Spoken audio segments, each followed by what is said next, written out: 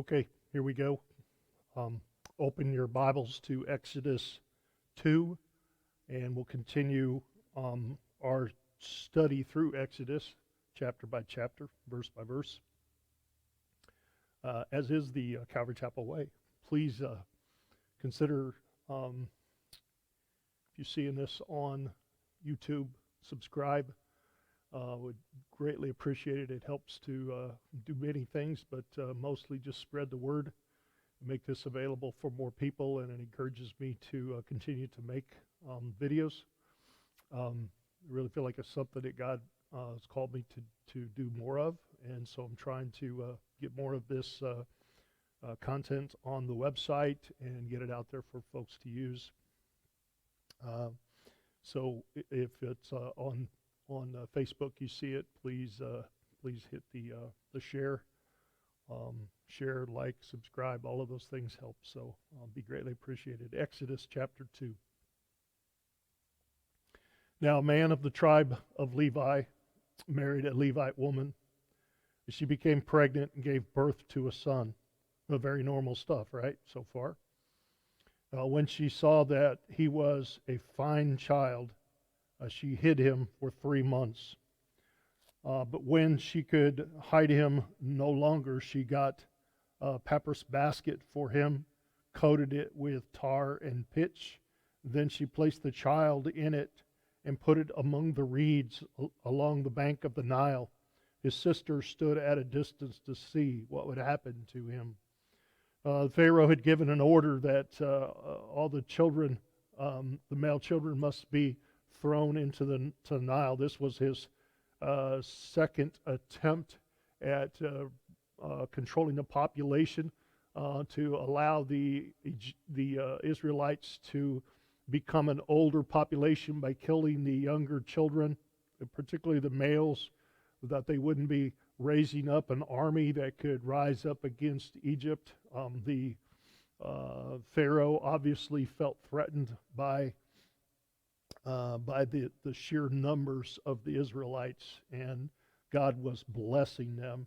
And so this blessing was extended. The blessing of a child was extended to this man and woman, and they saw that the child was a fine child, which really means he was a favored child, that he was blessed in some way. They saw him as a favored child. And mom hid him for 3 months. Could you imagine trying to hide a child for 3 months, the first 3 months, to control the crying, to keep a child quiet, to keep him out of sight that others may not see, knowing that one slip, one mistake, one time the wrong person finds out, that your child could be literally just thrown into the river.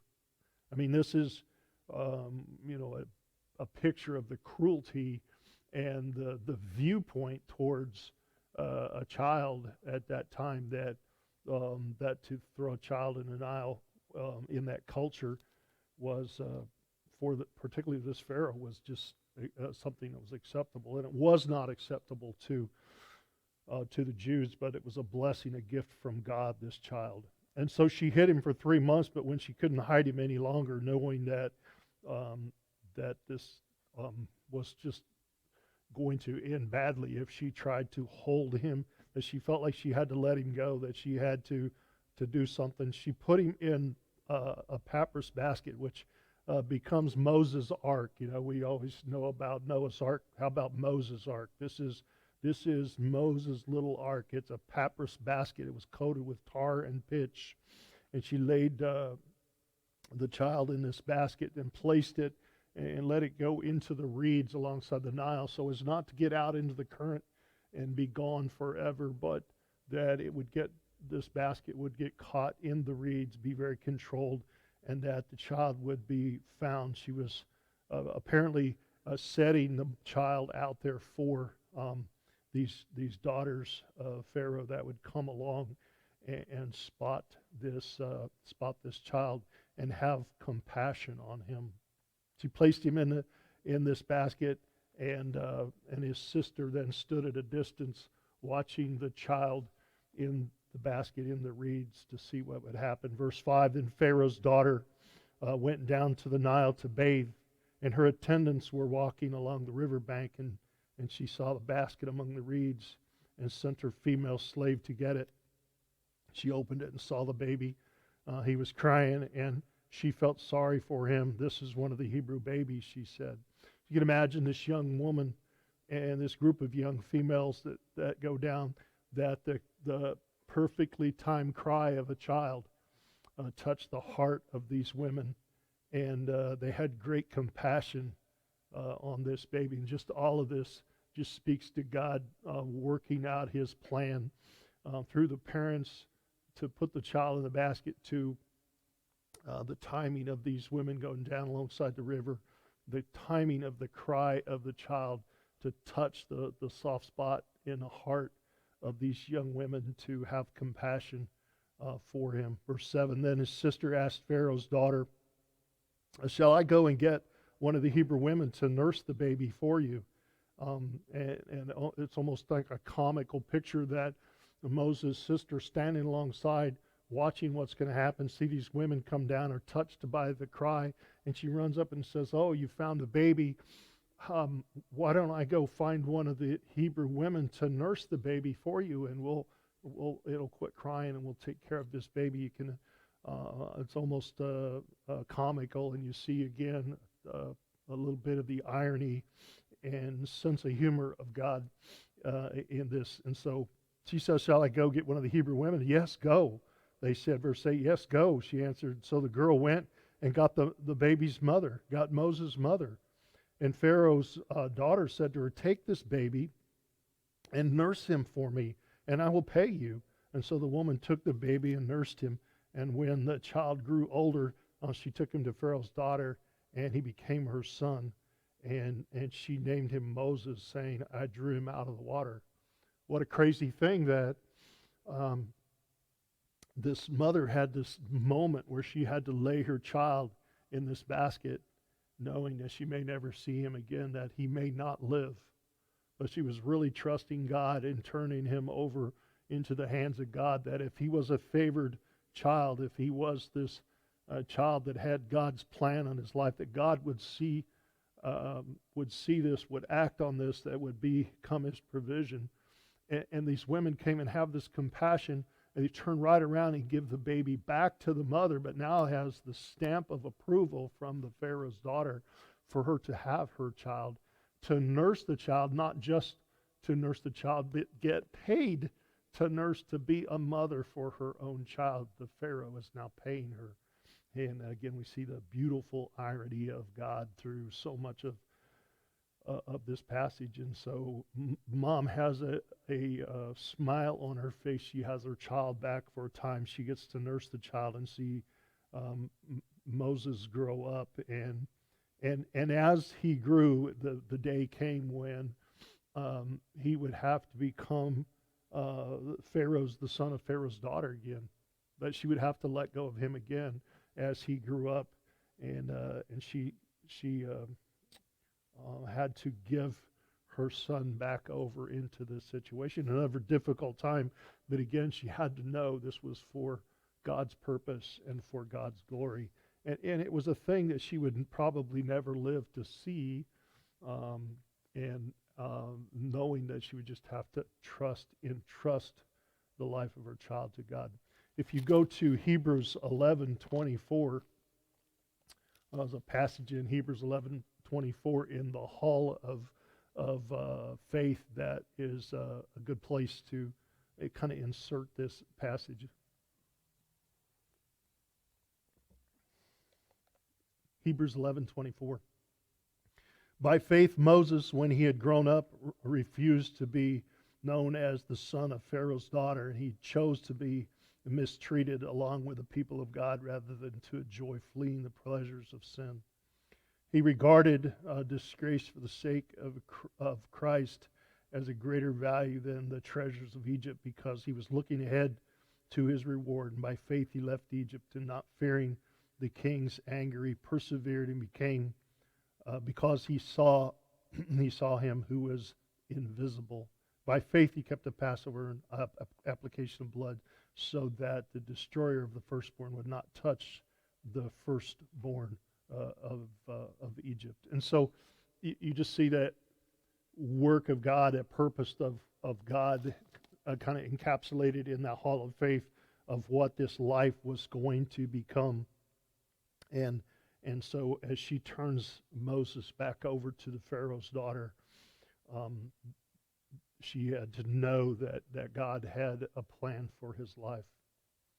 Verse 11, one day after Moses had grown up, he went out to where his own people were and watched them at their hard labor. He saw an Egyptian beating a Hebrew, one of his own people. Verse 12, looking this way and that, and seeing no one, he killed the Egyptian and hid him in the sand. The next day he went out and he saw two Hebrews fighting. And he asked the one in the wrong, why are you hitting your fellow Hebrew? The man said, who made you ruler and judge over us? Are you thinking of killing me as you killed the Egyptian? And Moses was afraid, and what I did must have become known. He said to himself, what I did must have become known. He's afraid, and he thought that, he says. So Moses really had a knowledge of his own heritage, because it says he had grown up and he went out to his own people. He knew that was his own people, his heritage, and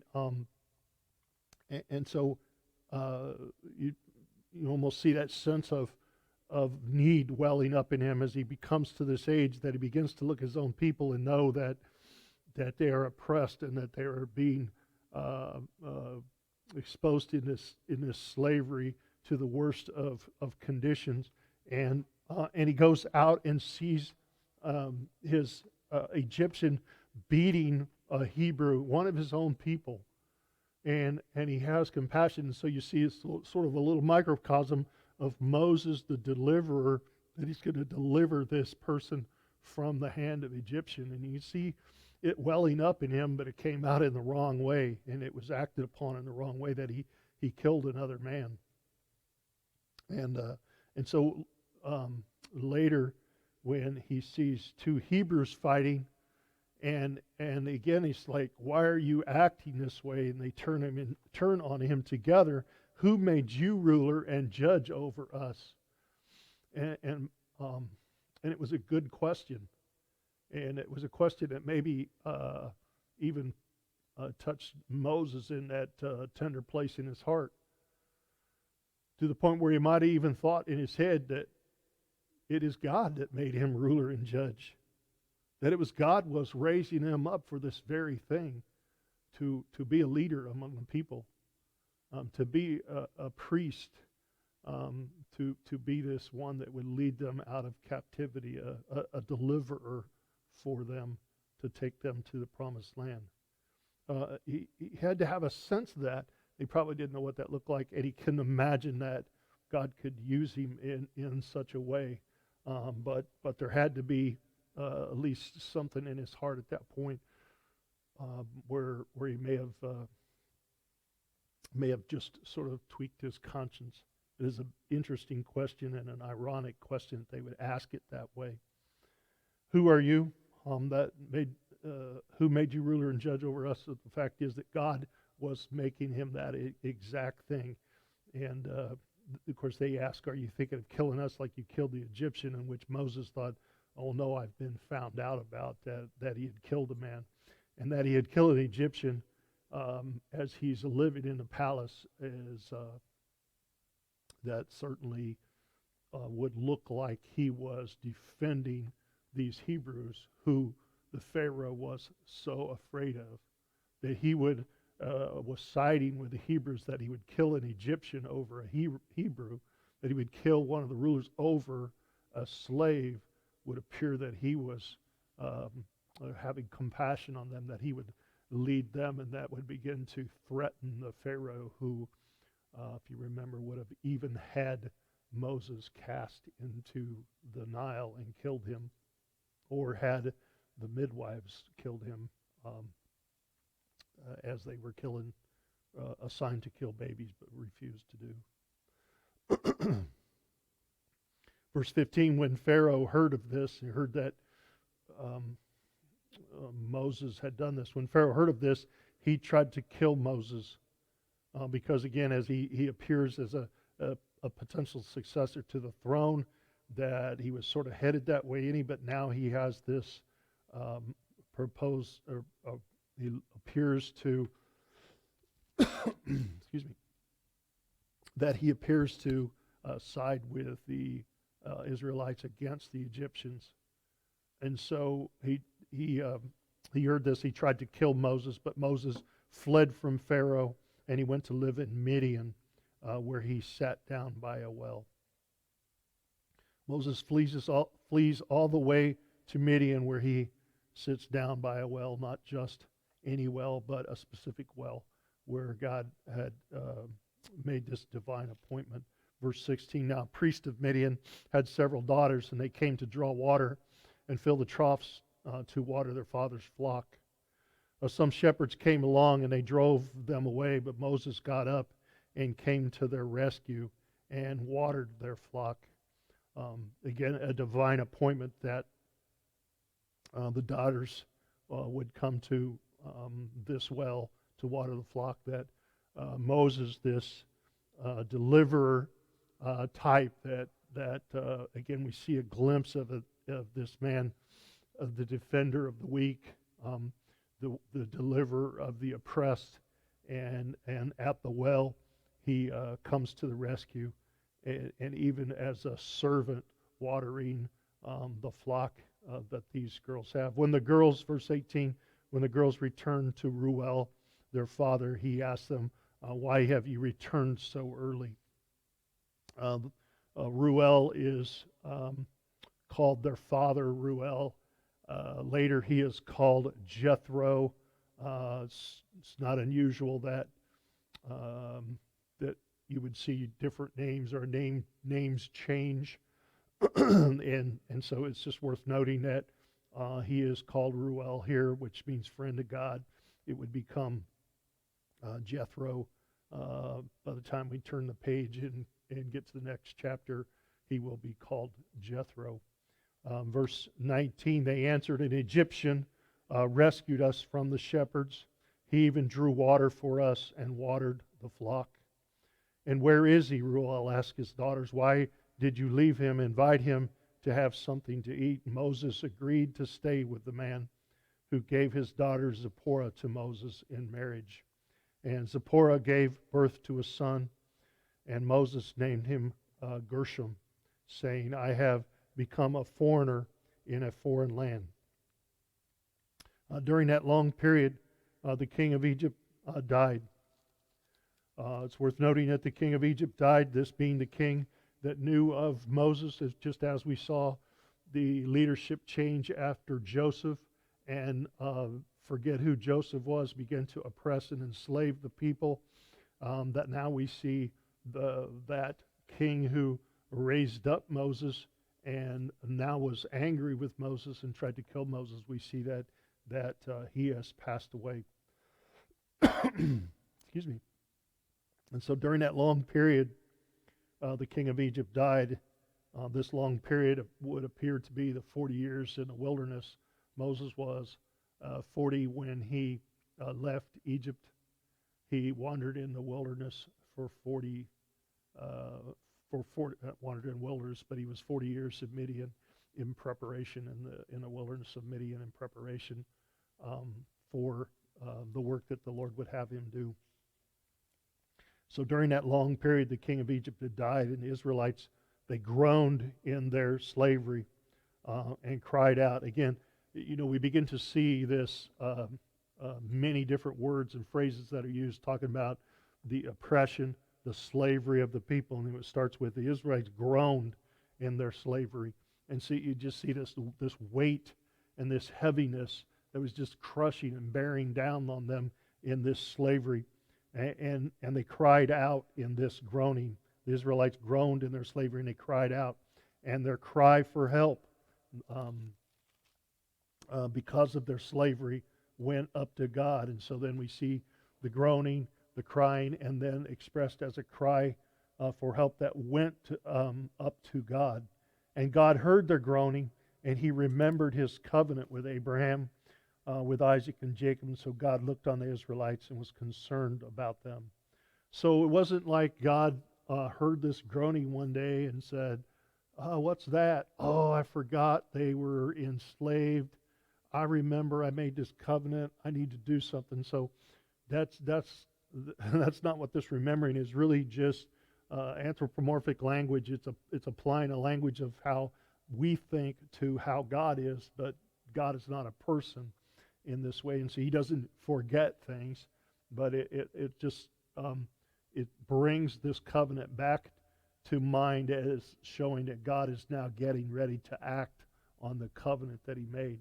That Abraham and Isaac and Jacob and all these generations, these people were in oppression, remembering the covenant that someday a deliverer would come, that God was going to take them to the promised land. How did they know? Because God had promised it. And it had been 400 years, and many of them had to begin to think that maybe the promise wasn't good, that God wasn't going to deliver on the promise, that if it had been 400 years, it may never happen as far as they were concerned. And so this cry is pictured as rising to God and Him receiving that cry. And this is the way men would understand it, that God has now remembered the covenant and He's getting ready to act on that covenant. Let's go on to chapter 3. Now Moses was tending the flock of Jethro, and there's Jethro, as I said. His father-in-law is now called Jethro, where he was Ruel in chapter 2. He notice Moses doesn't have his own flock. Moses is in the wilderness of Midian. He is tending to his father's flock. We know that this is now approaching that 40 years he has been in that, been there. And so he's tending the flock of Jethro, his father-in-law, the priest of Midian, and he led the flock to the far side of the wilderness, and he came to Horeb, which we would call maybe Mount Sinai, Horeb being the mountain. This is one of those locations that is somewhat disputed, although it's fascinating that there's some evidence now, and some of this mountain has been documented, much of the thing, and so you check out a video, I think it's called The Mountain of Fire, YouTube video, and there's several of them that would document that location, but it's an amazing thing. So he came to the far side of the wilderness, to Horeb, the mountain of God, and there the angel of the Lord appeared to him in flames of fire from within a bush. Moses saw that though that the bush was on fire, it did not burn up. And so Moses thought, I will go over and see this strange sight, why the bush does not burn up. And it's almost as if he was used to seeing bushes burn from time to time, but this one was different because it was burning, but it didn't burn up. And there he saw the angel of the Lord. It's kind of interesting that this bush is sort of a bramble bush, a thorn bush within the desert, and this sort of this picture of a barren desert, and within that barren desert is a thriving thorn bush, which is, thorns are always sort of this picture of sin in the scriptures, and then from within that is a fire, which is, picture of judgment of the thorns and of the sin, and within that is the glory of God, this angel of the Lord that would appear in the bush in this way. And kind of an interesting picture. Moses sees this and is amazed and goes to investigate. And when the Lord saw that he had gone over to look, God called to him from within the bush, Moses, Moses. And Moses said, Here I am. Again, imagine this moment of hearing the voice of the Lord call to you. He's alone in the desert with a flock of sheep, of hearing this voice from a bush, maybe even wondering, am I losing my mind hearing this? Moses, Moses, the call is personal. When he repeats it, it's emphatic, as if something important he is being called to. When we see that repetition in the Hebrew, it is the emphasis that something big, something important you're being called to. And so it's personal by using his name, is emphatic in being repeated that way. but it is also specific in the combination of the two, that this call was to you, Moses, from God for his purpose. And Moses responds appropriately in saying, here I am. Moses, Moses, his response is, here I am, as any one of us would do as the Lord calls us. In responding, here I am, Lord, put me to work, show me the way, have me, use me, guide me as you would see fit. The Lord says, do not come any closer, verse 5. Do not come any closer, God said. Take off your sandals, for the place where you are standing is holy ground. And then he said, I am the God of your father, the God of Abraham, the God of Isaac, the God of Jacob. At this, Moses hid his face because he was afraid to look at God. He knew that to look at God, to gaze upon the Lord in a sinful flesh would not go well for man. The Lord said, this is holy ground. Don't come any closer. And take off your sandals. And taking off your sandals was an act of reverence, act of humility. And it wasn't because its sandals were dirty or anything else, but the fact that he said, don't come any closer. Take off your sandals in this act of reverence and to acknowledge that you stand before a holy God. And the place you're standing is holy ground. The word ground is Adam, it's earth. It's the dust of earth. It's the thing that man was created. The only difference between the ground that he was standing on and himself was that in Moses was the breath of God, but that he is Adam, he is earth, he was the clay of the earth that God breathed his flesh into, that created in him his image. And what made this ground holy and him defiled was that he was a sinful man, a descendant of the first Adam that had fallen in sin. And so he stands before this ground that is holy because it is a ground in which the Lord has consecrated for this purpose.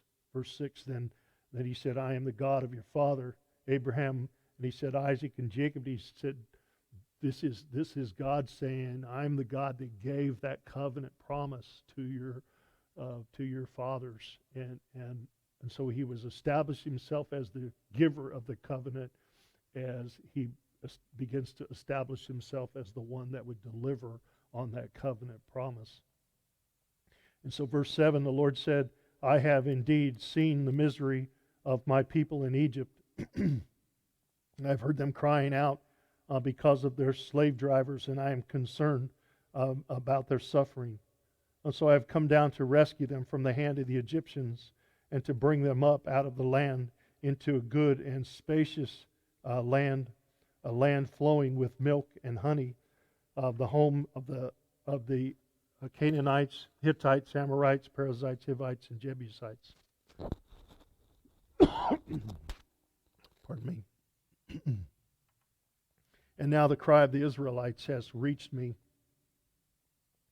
and I have seen the way of the Egyptians are oppressing them. So now I am sending you, Pharaoh said, bring my people, Pharaoh, to bring my people to the Israelites out of Egypt.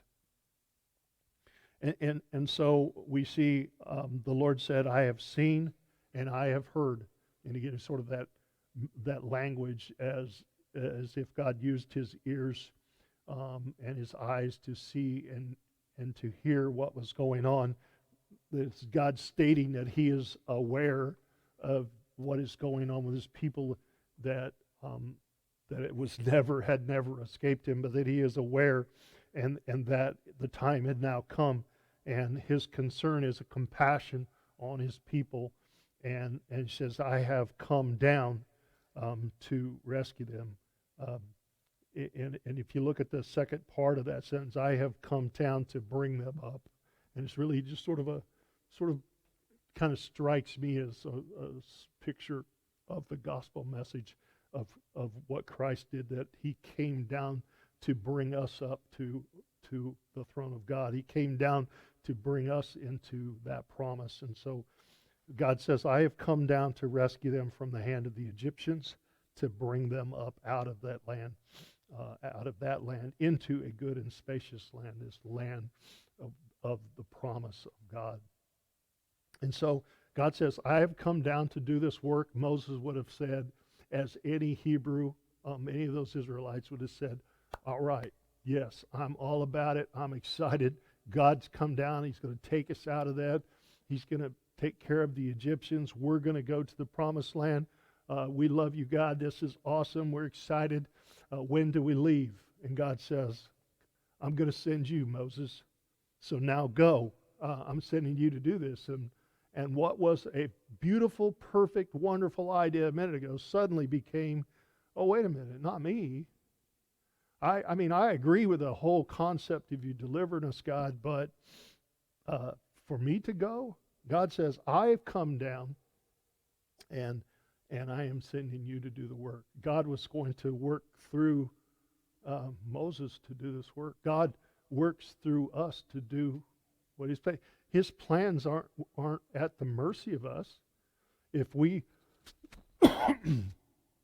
reject, we mess up, we worry about all these things, and God's plans are not at the mercy of us and how we act in the things that we do, but we are God allows us to help Him. I think of in this situation so much. I remember my dad. Particularly, I remember my dad building a dune buggy when I was a little kid. I was probably 7 or 8 or somewhere in there. And I remember going out into the garage, and he'd be working on this, and he might be underneath there, and he'd say, hold the light for me, and he allowed me to hold the light for him. And I was helping, I was helping. I got to help my father. And how you help, you get the wandering and the light, you hold the light and hand me a wrench, and it'd take me 3 guesses to get the wrench right. And I look back on that now and I go, I slowed him down. I wasn't good at what I was doing, but I thought I was helping at that time. And it wasn't so much that I ever became good at holding that light or got the wrench right every time, but I was doing this because my father wanted to have time with me and to grow me and teach me and to do that thing. And that's exactly what the Father does with us, and that's exactly what He's doing with Moses. He doesn't have to have Moses. He's not wringing his hands going, I hope Moses accepts my offer. And I got to have Moses, that He invites Moses to be part of His work, that this is the plan that God has for his life, that He created Moses for this work. And no one ever feels equipped and adequate to do what God has called him to do. Right off the bat, nobody feels that because of our sinful nature, because of our flesh. We always look at those things and we shy away from that. And we miss out. I wonder how many times we miss out on the precious blessing of helping our Father, of being part of what He is doing, and getting that blessing of that developed relationship with our Father. Moses said to God, who am I that I should go to Pharaoh and bring the Israelites out? I'm not adequate. I'm not equipped. I'm not very good. I can't do this. I think it's a great idea, God, that you're going to deliver these people from bondage and slavery. But frankly, if it relies on me, it's probably not going to happen because I'm not good at it. This is sort of Moses backpedaling suddenly on the great idea. Verse 12. And God said, I will be with you. He doesn't say, who am I that I should go? He say, well, Moses, you're a really good person and you were raised up in the palace, and I really think, Pharaoh, he doesn't justify what his decision. He simply says, I expect you to go, and I'm going to go with you. So who am I? Moses says, who am I? God says, you are mine. I'm going to walk with you. I'm going to be with you, and this will be the sign that to you that it is I who have sent you. When you have brought the people out of Egypt, you will worship God on this mountain. So what is the sign? Well, this will be the sign, he says. And some people say that sign points forward in the sentence to when he brings the people out, but that'd be kind of crazy, a sign that you get after the fact. And so what is the sign? Well, it may be the burning bush that he's standing there in front of, and he sees his burning bush not be consumed. He says, this is the sign. This is something you should never forget. And when you don't feel like you're adequate and you're not sure about what's going on, you can look back and say, yeah, but I remember that sign and that calling, and God spoke into my life. And that's my assurance to go forward and do this very thing. And so he says, I'm going to be with you. And this is the same calling type of thing that happens as we are called into whatever the Lord would call us into, whatever that ministry, whatever that activity in your life that God has called you into for His glory, for the work within the church, within His body of believers. And nobody says, oh yeah, I'm adequate for that. The Lord asked me to do this. And frankly, if you're not humbled by it, you're not humiliated in some way, then there's probably something, work that needs to be done in your heart. And God will do that. But many times we would ask ourselves in that calling, who am I to do such a thing? And God says, you are mine, and I will walk with you. Who am I? To sit here and speak about the Bible, I'm nobody. I am nothing. But that the Lord has filled me with His Holy Spirit, that the Lord has called me to do this, and feel completely inadequate many times. So who am I to do this? God, I'm not good at this. I don't know how to do this. But God says, I will be with you. And I think the sign for many of those things is to look back to that original place where you were called and remember how you knew that you were called to this, that you had the assurance then and you took that step of faith. And God doesn't just give you a whole bunch of assurance so that you'll take the step, but you take the step and you say, see, that shows that you were empowered and moved by the Spirit. And so He equips you as you go. You take that step of faith. He fills you up, and it becomes a beautiful thing. And we get to help our Father. We get to do that for which we were called, and it's a pretty cool thing. He says, I'll be with you, and you're going to have this sign in your life that, and you're going to be bringing these people back to this very mountain where He's sitting before that burning bush, and He's going to bring this out of Egypt right into that place. In verse 13, Moses said to God, suppose I go to the Israelites and say to them, the God of your fathers has sent me to you, and they ask me, what is His name? Then what shall I tell them? Moses is thinking of every angle he can, but what if I go and ask them and tell them that, their God has sent me, and they ask, what is His name? And God says to Moses, I am who I am. This is what you're to say to the Israelites. I am has sent me to you. I am who I am is the self-existent, unchanging, uncreated God of all the universe, the Creator. That He is to be known, He's going to say, as Yahweh, as their Jehovah God, and that He is not like any other gods they might have heard or seen. Egypt worshipped seems like every animal they made a god out of. The Nile, they had gods and goddesses of the Nile. They had the sun, they had Re. They worshipped everything and assigned a god like attribute towards everything under the sun and of the sun. And so Moses would go to the Israelites and say, well, God is kind of like, He's not like anything. He just is. And He doesn't rely on anyone to bring Him anything, to provide for anything.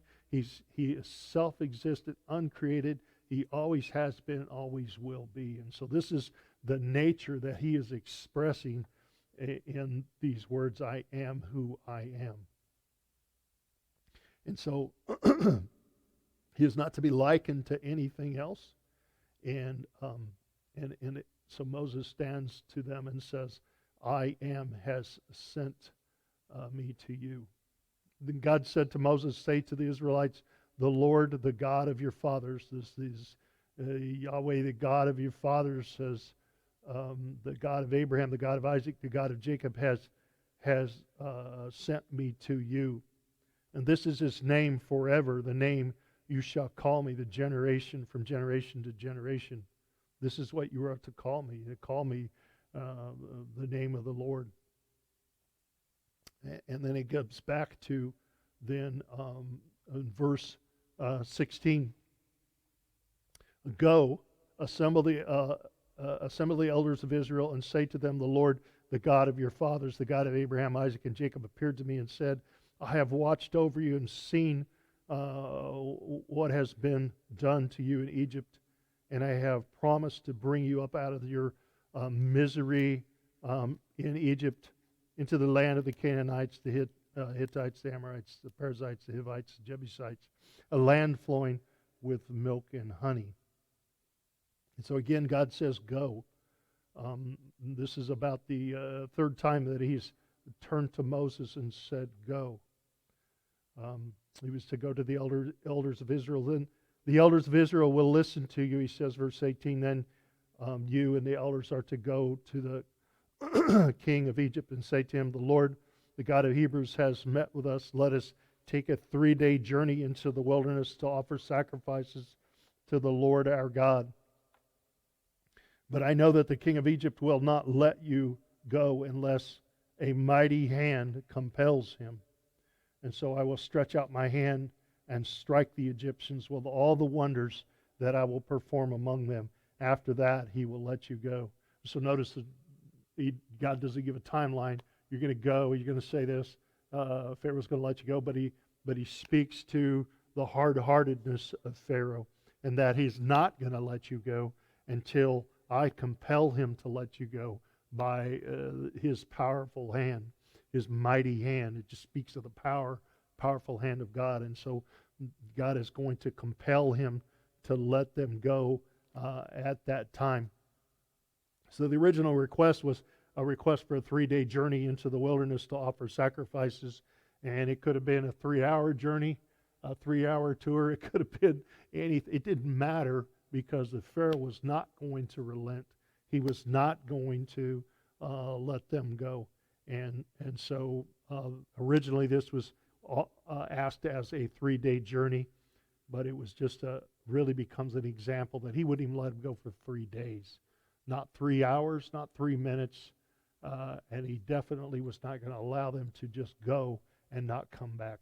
This just speaks to the hard-heartedness of the Pharaoh. Verse 21 then, and I will make the Egyptians favorably disposed toward this people, so that when you leave, you will not go empty-handed. Every woman is to ask her neighbor, and any woman living in their house, for articles of silver and gold and for clothing, but you will put on your sons and daughters, and so you will plunder the Egyptians. So the Lord is providing this picture of the state of things, that they are in such an oppressed state and under this bondage of slavery at the time that Pharaoh would not relent for 3 hours, 3 days, for anything. He was so hard-hearted, he would not.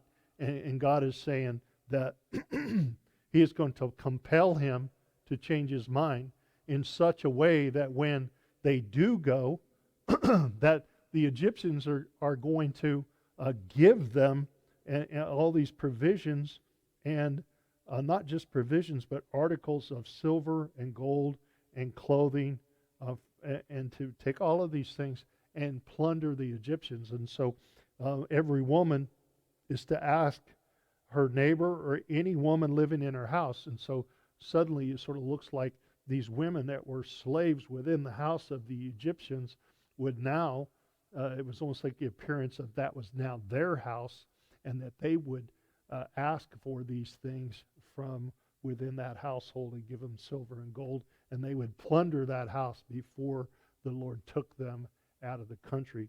Not only would he compel them, the Pharaoh, to let them go, but it would come to the point where they would give them anything in Egypt and tell them to go. And it just shows the Lord is setting this all up to show this beautiful, this glorious act, his provision and deliverance of the people. And it is God setting the stage to show his mighty hand, to show off his mighty hand, because this is how the Lord's going to define himself, reveal himself as the covenant God to his people. And this is the beginning of him revealing himself in this way. And of course, he reveals his nature when he delivers the Ten Commandments, when he meets them, Moses on the mountain, and he reveals what holiness and righteousness looks like, and that what his expectations for his people. And so this is God setting the stage for that very thing. So that's a good study of a couple chapters, and there's a lot to think of there, and a lot to sort of follow up on and go back to read Hebrews 11 about Moses and his life, and again, sort of that's what the Bible says in Exodus 2 and 3. But what does the Bible say about those things in other places that are consistent with this portion of Scripture, whether it be God sending you, equipping you, and telling you to go, and so that reluctance and that inadequacy that you might feel as God calls you, and you see how Moses, his fears and his inadequacies and his bargaining with God, and it goes on into chapter 4 that way, that we find ourselves in that same way many times. And so maybe that speaks to you in these scriptures, that you could spend some time considering that as Moses stood before this burning bush and saw this amazing sight, but yet almost had the attitude that, God, I know you're amazing, and that you could appear in this way and this bush wouldn't burn up, and you are God, but I'm just not convinced that you could use my life in that way. And when you say it out loud like that, as many of us would be reluctant to say it out loud, but yet we think that and act that way, that in fact he is God and that he can do amazing things in our life. And so what does he look for? He's not looking for the gifted and the qualified, but he's ready to qualify and gift the willing. And so to be qualified and gifted by God to be used is simply to make yourself available to yield your life to him, and then see what he does. And what a great adventure. What a great adventure. What an amazing life it can be in following after him. And that's exactly what you see in Moses. He's an 80-year-old man starting continuing, I should say, a great adventure, because at 80 years old, he probably looks back at his life and realizes that God was always with him, guiding his life along, guiding him down to this place. And now at 80 years old, he thinks life is maybe winding down. It's a simple life in the desert. God is now going to do something amazing with him. And he cannot believe that he is going to, is being called to go do this thing. And so I think that probably speaks to a lot of people, and it certainly speaks to me. So that's a good opportunity to meditate, further study on that. Again, remember, hit like, subscribe, share, whatever it is, Facebook, YouTube. Please help get this out for others to see. Leave me a comment. Encourage me if you want to see more of this, if you appreciate it. And we'll keep going through this verse by verse, chapter by chapter. Thanks.